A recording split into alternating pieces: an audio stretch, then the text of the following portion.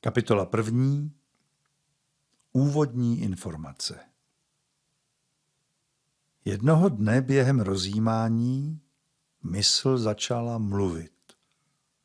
Co se to s námi k sakru děje? Proč štěstí nikdy nevydrží? Kde leží všechny odpovědi? Jak se postavit k problematice člověka? Jsem blázen já, nebo se zbláznil svět? Jakoby řešení každé potíže vždy přineslo pouze částečnou úlevu, neboť je samo hned zase základem pro nějaký další problém. Je lidská mysl beznadějně chycena jako veverka v bubnu? Jsou zmateni všichni? Ví vůbec Bůh, co vlastně dělá? Není Bůh mrtev? A mysl brebentila dál a dál. Rozluštil to tajemství někdo? Nemějte strach. Zoufalí jsou všichni. Někteří jakoby byli v pohodě. O mně se život zdá jednoduchý. Nechápu, proč jsou z něj všichni tak rozhození. Tito lidé mají ovšem ze života takovou hrůzu, že se na něj nikdy ani pořádně nepodívají. A co odborníci? No, jsou zmateni taktéž. Jen je jejich zmatenost komplikovanější a zabalená do působivých cizích slov a propracovaných myšlenkových konstrukcí. Mají připravené názorové systémy, do nichž se vás pokoušejí vměstnat. Na chvíli to zdánlivě funguje, pak se ale ukáže, že se nezměnilo nic. Dříve jsme se mohli obrátit na společenské instituce, jenomže ty jsou již za zenitem. Dnes jim už nikdo nevěří. Mají dnes spíše roli hlídacích psů než pomocníků. Nemocnice jsou sledovány celou řadou organizací. Na pacienty už tam nemá nikdo čas. Ti tam jen tak bloudí. Pohlédněte do nemocničních chodeb a pokojů. Žádní lékaři tam nejsou, ani sestry. Sedí v kancelářích a pracují s papíry. Celé se to odličtilo. Možná řeknete, no ale někde přece je nějaký odborník, který bude vědět. Když je vám zle, jdete k lékaři nebo psychiatrovi, sociálnímu pracovníkovi či astrologovi. Přijmete tam nějaký názor, filozofii či dokonce náboženství. Zapíšete se třeba do Erhardova standardního tréninku, 2víkendový kurz ze 70. let minulého století. Jehož účelem bylo pomoci člověku rozpoznat, že situace, které se zdají být v životě brzdou, se sami vyřeší v rámci samotného života. Nebo do kurzu EFT, techniky emoční svobody. Dáte si harmonizovat čakry. Jdete na iris diagnostiku a akupunkturu a necháte se poléčit světlem a krystaly. Meditujete, zpíváte mantry, pijete zelený čaj, zajdete i do nějaké církve, kde se modlí za uzdravení, učíte se NLP, pracujete s vizualizací, studujete psychologii, připojíte se nejlépe k jungiánské skupině. Zkusíte roving, alternativní manuální terapii, psychedelika, konzultaci s jasnovidcem, chodíte běhat, zavěšujete se hlavou dolů a nosíte energetické náramky. K tomu biofeedback a gestalt terapie. Radíte se s homeopatem, chiropraktikem, naturopatem. Zkoušíte kineziologii a zkoumáte, jaký typ jste podle eneagramu. Necháte si vyvážit meridiány. Připojíte se ke skupině, která pracuje na zvyšování vědomí. Berete prášky na uklidnění. Občas si dáte píchnout nějaké hormony. Vyvažujete si minerály v těle, modlíte se, vzýváte a prosíte Boha. Učíte se astrální projekci. Stanete se vegetariány. Jíte pouze zelí. Zkoušíte makrobiotiku, organickou stravu. Nekonzumujete nic geneticky upraveného. Setkáte se s indiánským medicinmanem a strávíte čas v potní chýši. Nezanedbáváte ani čínské bylinky, moxování, japonskou masáž, šiacu a akupresuru spolu s feng shui. Vycestujete do Indie a vyhledáte tam gurua, svléknete si šaty a plavete v Ganze. Zíráte do slunce, holíte si hlavu, jíte rukama a sprchujete se studenou vodou. Zpíváte písně domorodců, prožíváte minulé životy. Zkoušíte regresy v hypnóze, vydáváte primitivní skřeky. Mlátíte do polštářů. Zkoušíte Feldenkraisovu psychosomatickou metodu. Chodíte k unitářům, píšete si afirmace, máte nástěnku s vlastní vizí. Znovu zrodili jste se u evangelíků.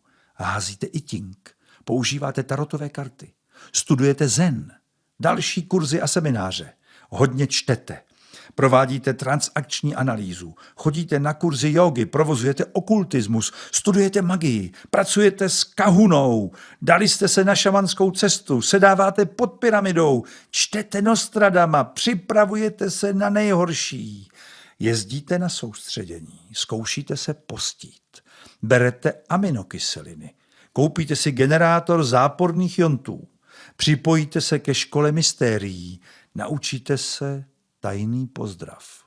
Muzikoterapie, terapie barvami, nahrávky pro programování podvědomí, enzymy na mozek, antidepresiva, léky z květin. Jezdíte do lázní, při vaření používáte exotické koření a podivné skvašené věci z dalekých zemí. Jezdíte do Tibetu a scháníte svaté muže. Držíte se v kruhu za ruce a kouříte drogy. Odpíráte si sex a nechodíte do kina. Nosíte žluté oblečení. Někteří se připojí k sektě. Zkoušíte nekonečnou řadu psychoterapií, berete zázračné léky, máte předplaceno mnoho časopisů, držíte krabičkovou dietu, jíte pouze grapefruity.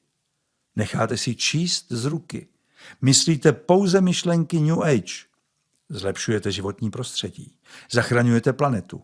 Necháte si diagnostikovat auru. Nosíte u sebe určitý krystal.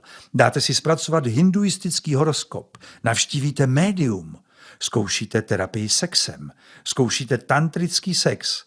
Necháte si žehnat nějakým svámým babakdovíkým. Zapojujete se do různých skupin, třeba anonymních alkoholiků.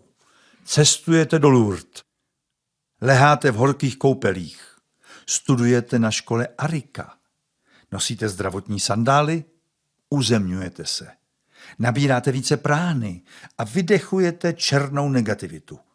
Zkoušíte akupunkturu se zlatou jehlou a čínskou medicínu. Prodýcháváte čakry. Necháváte si čistit auru. Meditujete ve velké pyramidě v Egyptě. Vy a vaši přátelé toto vše zkoušíte.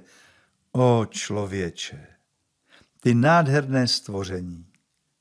Jsi tak tragický i komický a přitom vznešený. Taková odvaha stále dál něco zkoušet. Co nás pohání, abychom hledali odpověď? Snad naše utrpení? To zajisté. Naděje? To také. Je zde však ještě cosi více.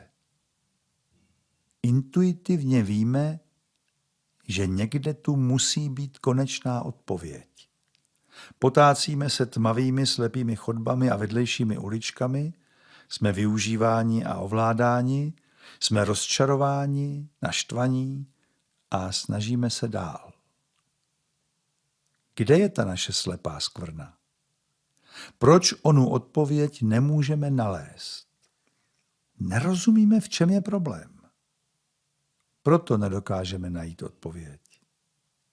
Možná je natolik jednoduchá, že ji nejsme schopni vidět. Možná není řešení nikde kolem nás, nikde venku. A proto ho nemůžeme objevit. Možná máme tolik různých přesvědčení, že nás zaslepují, takže nevidíme, co je naprosto zřejmé. Napříč dějinami se vyskytovali jednotlivci, kteří dosáhli jasnosti a zakusili nejvyšší řešení lidského trápení. Jak to dokázali? Co bylo jejich tajemstvím? Proč neumíme pochopit jejich učení? Zdá se to skoro nemožné a beznadějné. Co má dělat průměrný člověk, který není duchovním géniem? Po duchovních cestách se vydávají zástupy lidí, ale jen málo z nich nakonec uspěje a uvědomí si konečnou pravdu. Proč tomu tak je? Následujeme rituály a dogmata a horlivě praktikujeme duchovní cvičení a znovu ztroskotáváme. A když to přeci jen funguje, ego se rychle přizpůsobí a my se ocitáme v pýše a samolibosti a myslíme si, že teď už známe odpovědi.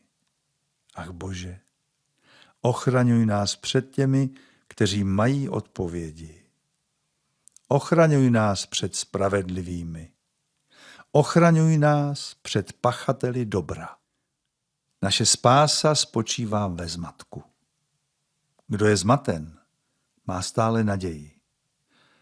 Vydržte ve svém zmatení. Je to konec konců váš nejlepší přítel. Vaše nejlepší obrana proti smrtonosnosti odpovědí druhých lidí. Nejlepší ochrana proti znásilnění jejich myšlenkami. Jste-li zmateni, jste stále ještě svobodní.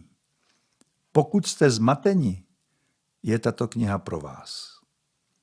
Co tato kniha obsahuje?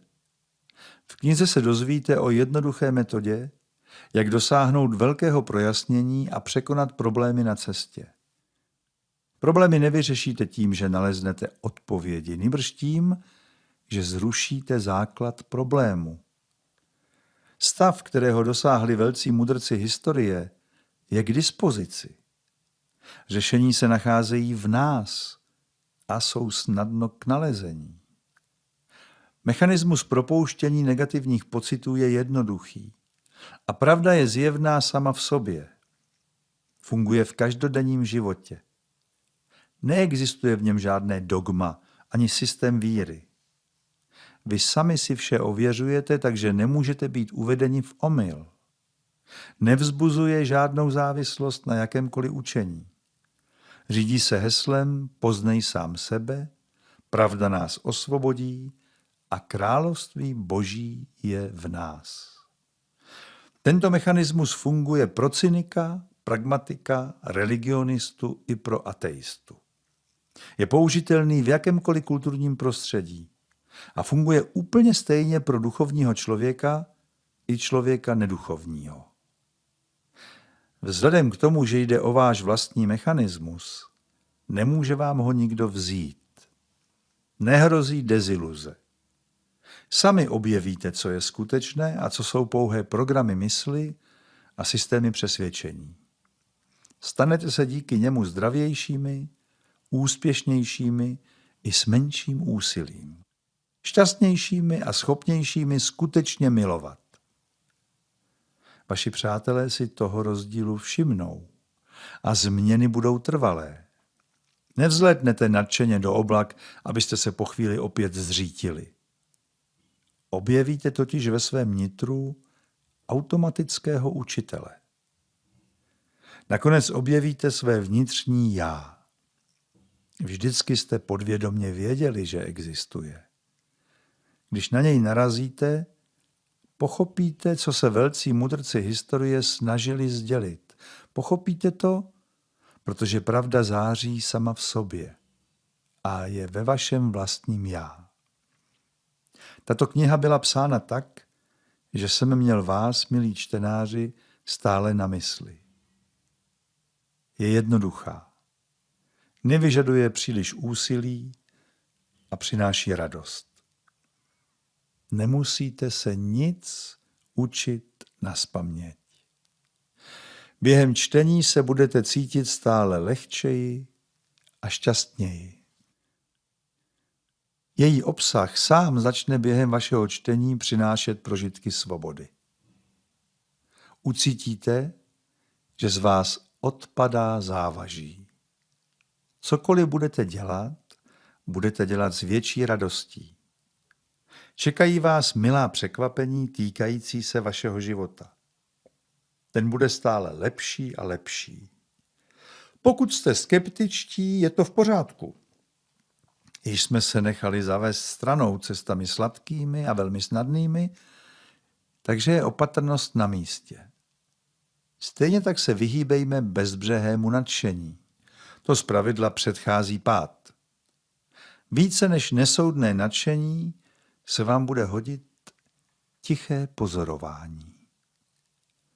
Je v tomto vesmíru možné dostat něco za nic? Určitě ano. Je to vaše svoboda, na kterou jste zapomněli. a nevíte již, jak ji zakoušet. Není vám zde nabízeno cosi, co je třeba získat. Není to nic nového, cosi mimo vás. Je to již vaše.